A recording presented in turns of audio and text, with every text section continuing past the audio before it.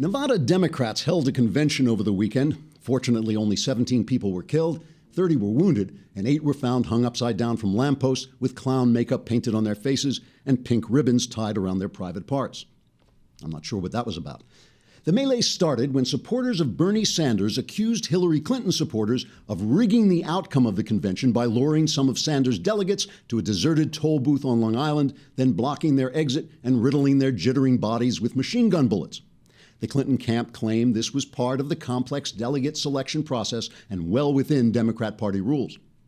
Furious Sanders supporters responded by charging off to storm the Winter Palace and unseat the Tsar, until they found out the Winter Palace was in St. Petersburg, whereupon Sanders promised that if he was elected president, everyone would receive free tickets to Russia, since unseating the Tsar was their constitutional right as Americans.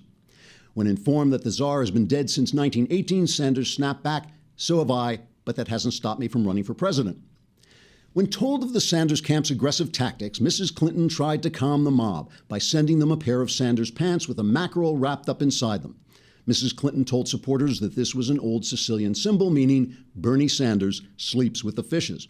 Sanders dismissed the message, saying it merely meant that he had forgotten to put his pants on this morning and had also misplaced his mackerel. Hillary Clinton supporter and intolerable shrew Senator Barbara Boxer bravely faced down the booing crowd, telling them that, quote, "When you boo me, you boo Bernie Sanders, because I actually am Bernie Sanders dressed in women's clothes. That's why I was in the men's room earlier this evening. It's not because I was hoping to brush up against a man, because I'm just so terribly lonely," unquote.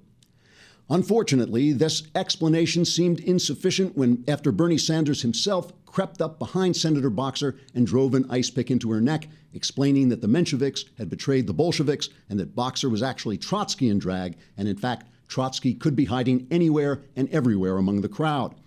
At that point, Sanders supporters started running around hysterically sticking ice picks in one another, while Mrs. Clinton, for her part, attended the baptism of her new granddaughter, during which Barzini, Tattaglia, Mo Green, Strachey, and all of the Clintons' family's other enemies were mysteriously gunned down at locations around the country.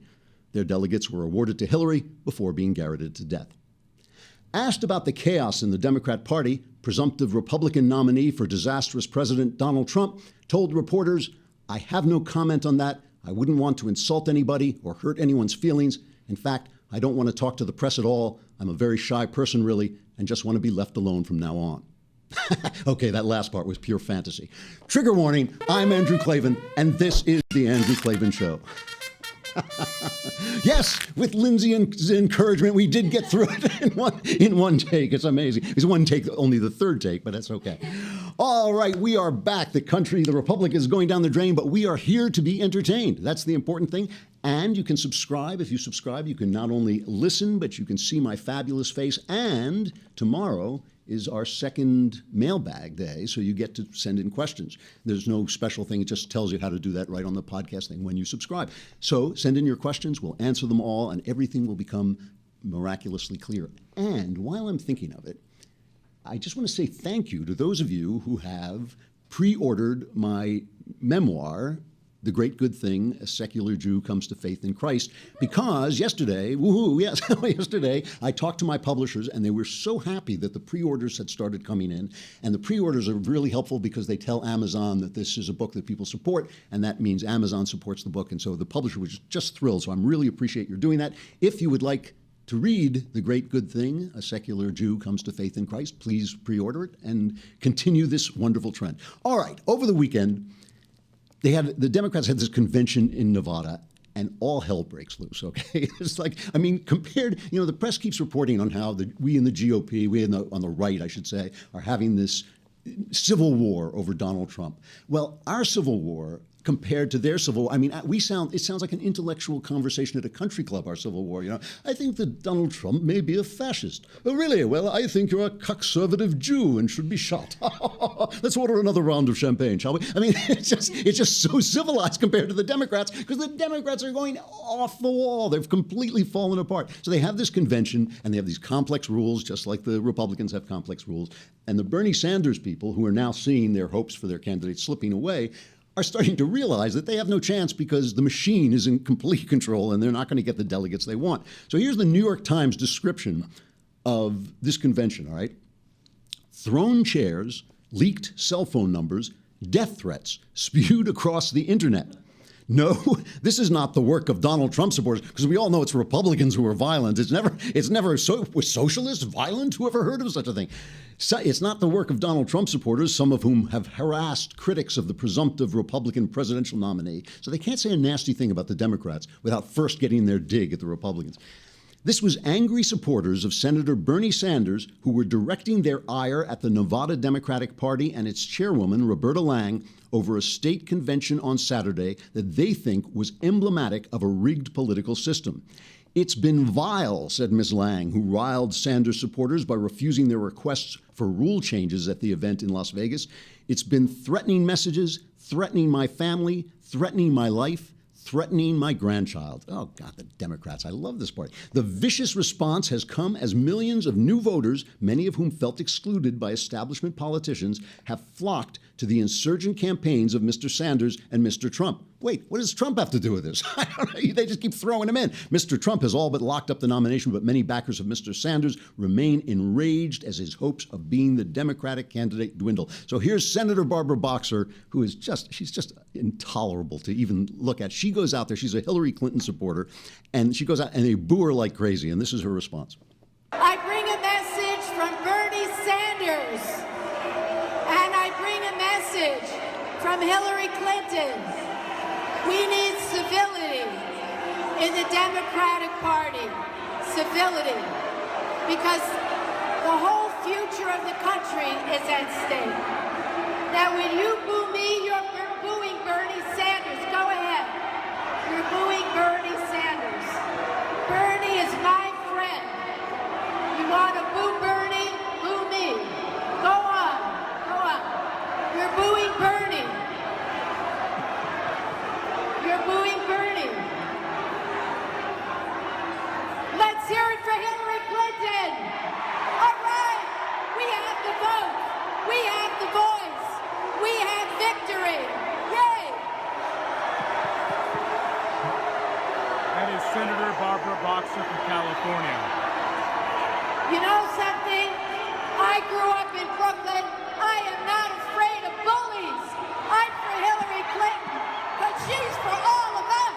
So keep on booing and boo yourselves out of this election.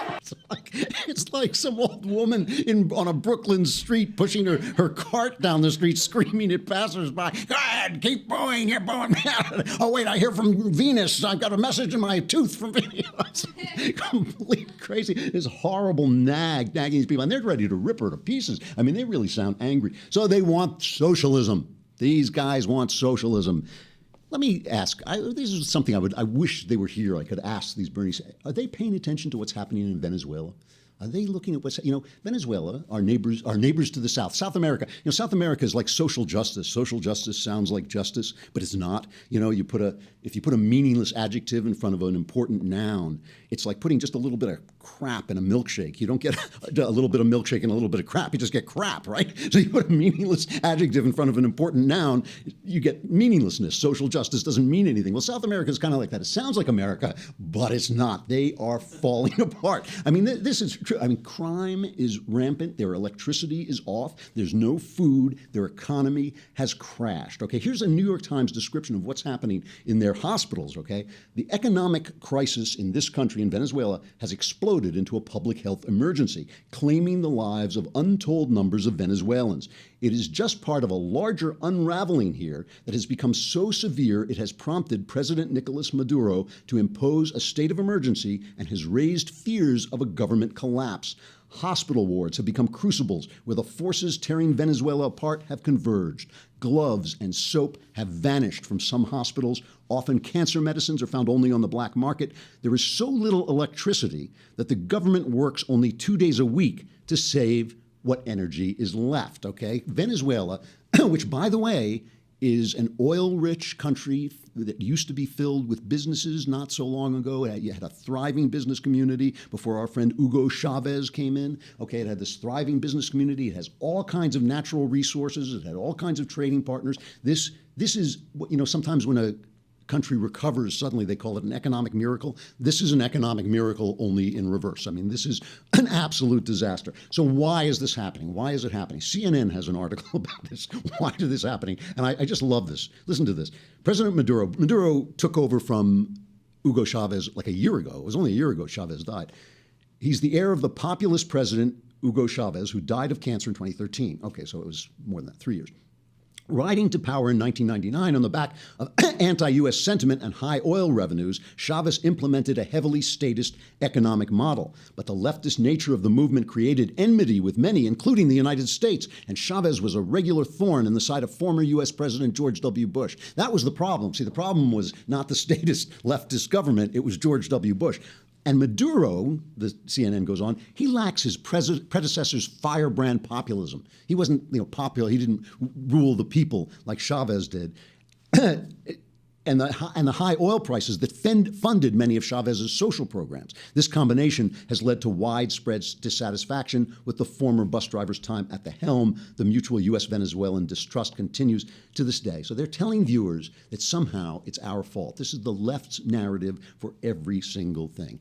This is entirely the doing of Hugo Chavez and his socialism. Hugo Chavez went in, he took over all the businesses, he nationalized all these businesses, took everything away. He scared off all the foreign investors, all those millionaires and billionaires that Bernie Sanders demonizes all the time. Guess what happens when you demonize them? They don't want to give you money. They don't want to put money in your country. They don't want to put money in your businesses. There's plenty of other countries in the world. They just go off and put their money there. So there's no money for any business. So all they had left was their oil. Just like the Arabs, all they had left was this stuff that God had given them under the ground, because God has this hilarious sense of humor that is very difficult to understand. So they have all this oil. Well, what happens? We start developing energy through fracking, and suddenly there's abundance of oil. Suddenly OPEC gets scared and they start lowering prices. The price of oil goes down.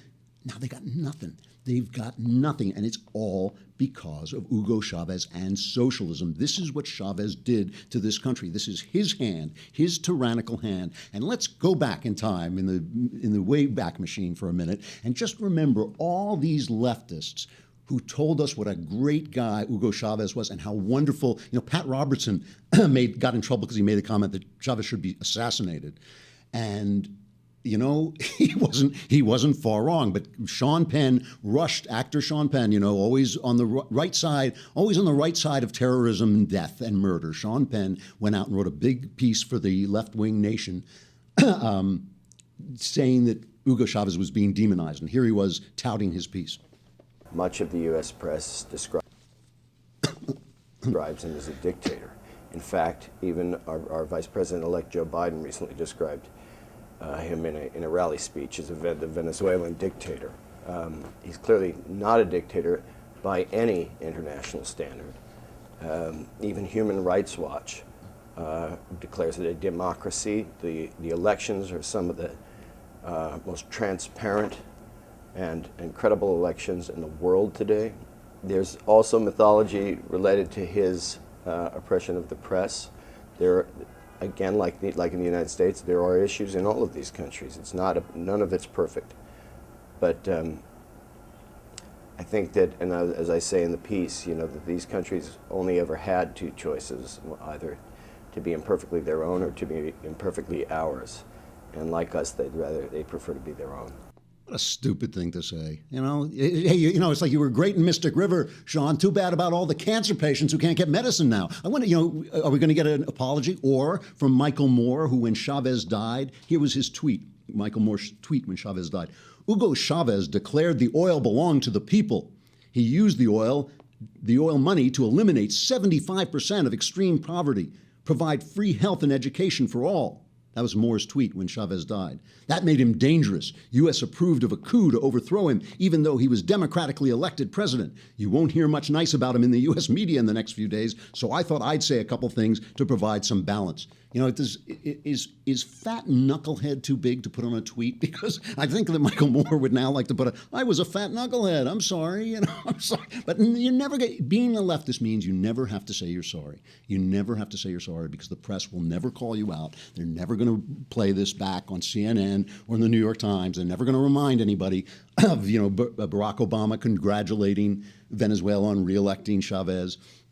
It just goes away. So This is what socialism does. This is what socialism always does. Glenn Reynolds has a piece trying to speak to the young people who haven't seen what socialism does. You know, they haven't seen it, and that's why they think Bernie Sanders is going out there, socialism is a wonderful new idea. It's a new idea because they haven't seen it. But this is socialism. So Glenn Reynolds, our friend who does Instapundit, the great blog site, he says, it is a common misconception that socialism is about helping poor people. Actually, what socialism does is create poor people and keep them poor, and that's not by accident. Under capitalism, this is a great line, by the way, under capitalism, rich people become powerful. But under socialism, powerful people become rich. When you look at a socialist, the reason for that is because the more the government takes over businesses and regulate businesses, the more they get paid off. You know, the more businesses have to rely on lobbyists and bribes and influence to get their business done instead of just going and doing their business and going to the people and selling their goods. All right, so under capitalism, rich people become powerful, but under socialism, powerful people become rich. When you look at a socialist country like Venezuela, you find that the rulers are fabulously wealthy, even as the ordinary citizens deal with empty supermarket shelves and electricity rationing. The daughter of Venezuela's socialist ruler, Hugo Chavez, is the richest individual in Venezuela, worth billions of dollars. In Cuba, Fidel Castro reportedly has lived pretty much literally like a king, even as his subjects dwelt in poverty. And we saw that when Obama went and legitimized Cuba by going and visiting. We saw the cars from the 1950s and the huts people were listening in, okay? So, as Helen Smith, the Communist Party big shots in the Soviet Union had lavish country houses and apartments in towns stocked with hand-polished fresh fruit, even as the common people stood in line for hours at state-run stores in the hope of getting staples. There's always a lot of talk about free health care, but it's generally substandard for the masses and fancy for the elite. Well, this is old news. George Orwell explained the phenomenon in his Animal Farm many decades ago, but people keep falling for it. Like Ponzi schemes, socialism is an evergreen form of fraud, egged on by suckers eager to believe the lies that hucksters tell them. And you know, the reason that they not only want, they want to get rich, obviously. The powerful people want to get rich without having to do anything. Barack Obama has no skills. He has no talent. He has no ability. Everything he's touched has gone bad. Everything he's touched has gone bad. And yet he's going to make a fortune for the rest of his life simply by having been powerful, by being powerful. Well, the businesses that he's destroyed, the coal business and all these other businesses that are suffering, all these small businesses that never got a start because of heavy regulation, they're going to suffer. But the thing is, see, if they make those people rich, and one of the guys in Venezuela actually said this, by the way. One of the what do they call them? Chavistas or something like this. One of Hugo Chavez's men actually said this. He said, we don't want to move these people, to make these people rich, because then they become part of the opposition. Once they become rich, if you let a businessman become rich, then he wants to be free, you know? So they don't want him to be rich. They keep you poor because you're easier to control. So I know what people are going to say is, oh yes, but that would never happen here because this is not socialism. It's democratic socialism like they have in that wonderful Scandinavia. Okay, first of all, just this you can't make up. You cannot make up. We saw just a little touch of what a Bernie Sanders administration will look like in Vermont, okay? Here's a story about a college in Vermont. Burlington College announced today that it will close on May 27 after it found itself unable to recover from the crushing weight of the debt incurred under Jane O'Meara Sanders. Is that a familiar name, right? That's the college's former president, and it's the wife of Bernie Sanders. At the end of 2010, Ms. Sanders took out $10 million in loans on behalf of Burlington College to purchase a 32-acre swath of land from the Roman Catholic diocese. The college almost immediately fell short on its financial obligations as fundraising pledges and commitments Ms. Sanders cited in the loan agreements never materialized. She said there'd be money to pay off the debt, but there wasn't. Less than a year after leading Burlington College into massive debt, Ms. Sanders resigned, taking with her a $200,000 severance package. This is not The Onion. This is a real story. This is Mrs. Bernie Sanders driving a college into bankruptcy and leaving with her $200,000 severance package. That is socialism at work. So what about Scandinavia? And this is every other word. You know, Yesterday, Barack Obama said, when people tell you that the past was glorious, don't listen to them, you know? When people tell you about other countries, make sure they've lived there. Make sure they've lived in those other countries, because most people, when they talk about Switzerland, they talk about Norway, they haven't got a clue what that place is like. Sweden, and this is from a story in the Boston Globe, I believe. Sweden was a poor nation for most of the 19th century. That's why all those Swedes were coming over and populating the West. When you go out west, there are all these people with Swedish names. You know, those are the people who came over in the 19th century because Sweden was so poor. That began to change as Stockholm, starting around 1870, turned to free enterprise reforms. Robust capitalism replaced the formerly agrarian system, and Sweden grew rich. Sweden's hard left turn didn't come about until much later. It was in the late 1960s and early 1970s that taxes soared, welfare payments expanded, and entrepreneurship was discouraged. This is Bernie Sanders' plan for America, okay? And really, it's Obama and Clinton's plan, too. They just want to do it in slow motion. So Bernie Sanders wants to do it right away, but they want to do it in slow motion. What happened? Sweden's world-beating growth rate dried up in 1975. It had been the fourth wealthiest nation on earth, as measured by GDP per capita. By 1993, it had dropped to 14th. By then, Swedes had begun to regard their experiment with socialism as what one scholar called a colossal failure. Denmark has come to a similar conclusion. Its lavish subsidies are being rolled back amid sharp concerns about welfare abuse and an eroding work ethic. In the last general election, Danes replaced a left-leaning government with one tilted to the right. Scandinavia's quality of life didn't spring from leftist policies.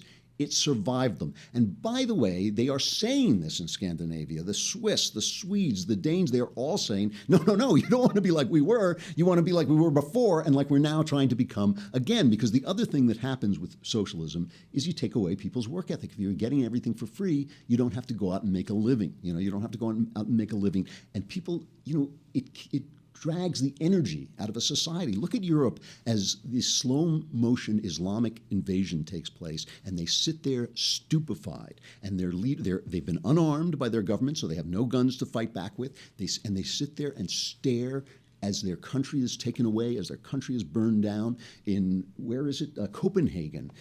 Islamic gangs are going around getting protection money. They call it Sharia money from bars and pubs for breaking Sharia law so they can continue to sell liquor. I mean, you know, this is what happens when socialism sucks the guts and the energy and the strength and the patriotism out of a country. Luckily, though, that's Bernie Sanders. Luckily, Hillary Clinton has her economic policy. So play Hillary Clinton. Here's her economic policy.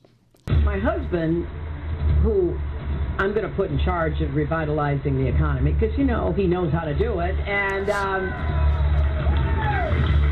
especially in places like coal country and inner cities and other parts of our country that have really been left out.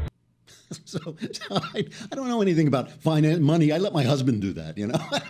I'm just a girl. I don't know anything about money. I'm just going to let my husband do that. So she's going to put Bill Clinton in charge. She's reminding people that things were good in the 90s. Why were things good in the 90s? Well, first of all, Bill Clinton had the Reagan Revolution wind at his back. Reagan had had all this tax reform. He had cut the tax rate hugely. And now the left tries to sell this idea that he raised the tax rate. He cut it far more than he had raised it back. He raised it back a little, but he cut it immensely. So he set the economy going again. Clinton had that wind at his back. He had the invention of Al Gore invented the internet. You know, he had his vice president had invented the internet. Suddenly we had computers. Remember, this is the 90s, right? Yeah, this is when computers suddenly got cell phones, all this Silicon Valley. That was all stuff that happened to Bill Clinton. All that stuff, by the way, that Hillary says didn't work. All that trickle-down economics, she keeps telling us that didn't work. It was Bill who made the economy run. It was Bill. Well, Bill had trickle-down economy at his back, that wind at his back.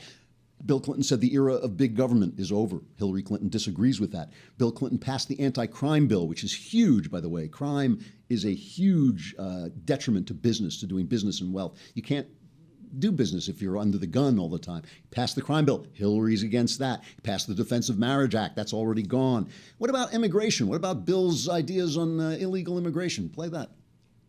One of these areas is the problem of illegal immigration. After years of neglect, this administration has taken a strong stand to stiffen the protection of our borders. We are increasing border controls by 50%. We are increasing inspections to prevent the hiring of illegal immigrants. And tonight I announce I will sign an executive order to deny federal contracts to businesses that hire illegal immigrants. Let me be very clear about this. We are still a nation of immigrants. We should be proud of it. We should honor every legal immigrant here working hard to be a good citizen, working hard to become a new citizen. But we are also a nation of laws.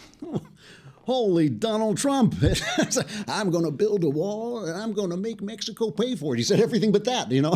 So what about the dreamers? The dreamers that Hillary Clinton loves so much, who mow her lawns at her mansions, you know. What about the dreamers? Bill wasn't nice to the dreamers. So everything that Bill stood for, Hillary has rejected. Every single thing that Bill stood, and everything that Obama stands for that has slowed our economy down basically to a crawl, she says she's going to continue. So I don't know what her idea is at all. You know, this is, I think I said this yesterday, the Karl Marx line. Did I quote Karl Marx yesterday about how history repeats itself once is tragedy? Yeah, once is tragedy, once is farce. And this is the farcical version of the communists and the fascists in Europe. Well, there was a wonderful cartoon. I know I've played it once before a long time ago, but it's worth playing again. A wonderful cartoon in the 30s or 40s to remind Americans that freedom, it was called Make Mine Freedom. And it was to remind Americans that this stuff is snake oil. The socialism, fascism, the populism of Donald Trump, I'm not leaving him out, that it was snake oil. And it showed how we argue with each other, and then the fight becomes so bad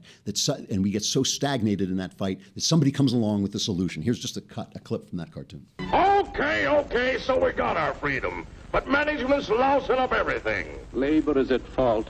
It's ruining the country. My constituents, as your elected representative, I can assure you Labor's right. Management's right. I'm strictly neutral. Labor, management, politicians, fooey. They can't tell corn from oats. Wait, Hurry, step right up, folks. Here's the answer to your problems. Dr. Utopia's sensational new discovery, ism. Ism will cure any ailment of the body politic. It's terrific. It's tremendous. Once you swallow the contents of this bottle, you'll have the bountiful benefit of higher wages, shorter hours, and security. Enormous profits, no strikes. Remember, you're the big boss. Government control, no worry about votes. Name your own salary. Bigger crops, lower cost. Why, ism even makes the weather perfect every day. So this is not new. This is not new, you know? And it's like, you wonder, freedom works again and again and again. You give people freedom, their economy explodes, goes through the roof. They're happier. All indications are that people are happiest under free. So what's wrong with it? What does it lack that people want? And I think the key thing, you know, capitalism, I've said this before, I know, but capitalism is a machine for turning self-interest into the common good. You come in and you say, I want to make myself $1 million, but in order to make $1 million, I have to invent something that you want, that you're willing to give me money for. So you get this brand new iPhone and I get my money. And that's, everybody is a little happier and all ships rise. The one thing that freedom lacks is it lacks an unearned sense of virtue. It lacks order, and it lacks an unearned sense of virtue. It's dangerous because it's for courageous people, brave people who are willing to take risks, and it doesn't make you feel virtuous. You have to add the virtue yourself. You know, self-interest is not something that young people want to talk about. They want, I want to work for a nonprofit, you know, that do something that nobody wants to pay for because nobody cares whether it happens or not. Nobody wants to say, yeah, I just want to make $1 million. I mean, if they ever invited me to give a commencement speech, I would say, go out there and make yourself $1 million, because in order to do that, you're going to have to invest, you're going to have to risk, you're going to have to invent, you're going to have to do all the things that actually make society better, instead of sitting around complaining that, you know, you're not using a fan instead of oil. So, you know, it has this sense that you have to provide the virtue, and people don't want to do that. They want to vote and feel virtuous without actually being virtuous. It don't work. It doesn't work. And just look to Venezuela, and Venezuela shows you that Sanders wrong, it shows you that Obama's wrong, it shows you that Hillary Clinton is wrong, and in another sense that we don't have time to talk about today, it shows you that Donald Trump is wrong, because that sort of strongman populism was the other side of Hugo Chavez. All right, stuff I like. We're doing true crime stuff I like. And everybody asked me yesterday, what did I recommend? I recommended not Midnight, The Devil in the White City. And by the way, the serial killer in The Devil in the White City actually went to the college that Mrs. Sanders ran. So he actually attended that college. So it's a very distinguished institution. H.H. Holmes. Thank you very much. That's right. Today, I want to talk about Midnight in the Garden of Good and Evil. And unfortunately, Clint Eastwood directed this movie, and it's just not very good. The movie is just not very good. The book is spectacular. It is the longest-standing New York Times bestseller. It came out in 1994. It was on the bestseller list for 216 weeks. I mean, it was just on there forever, you know. So, like, that's almost 4 years, right? I mean, geez, that's amazing. It's over 4 years. Anyway, I'm doing the math in my head. It's the story of a respected antiques dealer who murdered a male prostitute in Savannah. And Savannah is one of the most beautiful cities on earth because it didn't get burned when Sherman marched to the sea during the Civil War. It still is this old southern city full of charm and beauty, and it just has this weird, offbeat nightlife filled with transsexuals and gay people and craziness, and it just takes you into that entire world. Some of the people in the world are bad and some of them are good, but all of them are weird and interesting. And it's just a fantastic story of a murder and the trials that ensued and the politics that went into it. It is just as fun and weird and corrupt a story as you could possibly imagine, and it tells you a lot about these little towns, these little cities that are forgotten in America. All right. That's socialism for you. I think we've cleared that up. So good luck to the people in Venezuela, because that's going to explode in violence, I'm afraid, and we may actually have to go in there and quiet it down because it's not going to be pleasant. But it's going to be pleasant here because we're just going to keep on laughing no matter what until they come and take us away, until they come with the butterfly nets. We're going to keep on laughing. So come back tomorrow for the mailbag. Subscribe so you can join in the mailbag. I'm Andrew Klavan. This is The Andrew Klavan Show, and we will see you then.